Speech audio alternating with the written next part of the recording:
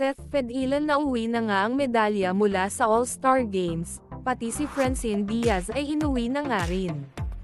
Panalong panalo talaga si Seth.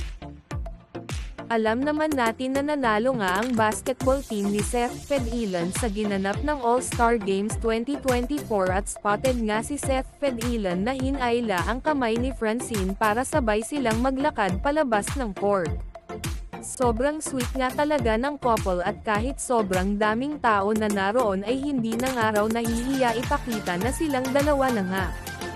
Narito nga ang video clip ng couple.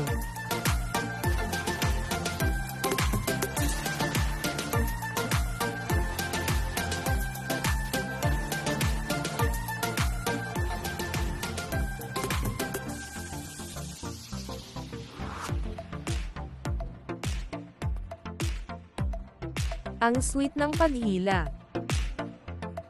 Buo na nag-araw naming mga ulap. Bit-bit na ni Seth ang medal pauwi pati si Chin inuwi niya na din.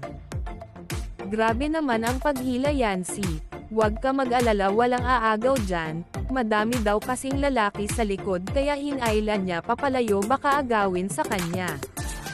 Iyan nga ang ilan sa mga reaksyon ng fans sa panibagong sweet moments ng couple. Talaga nga namang umani na ito ng maraming komento at nagte-trending na sa social media.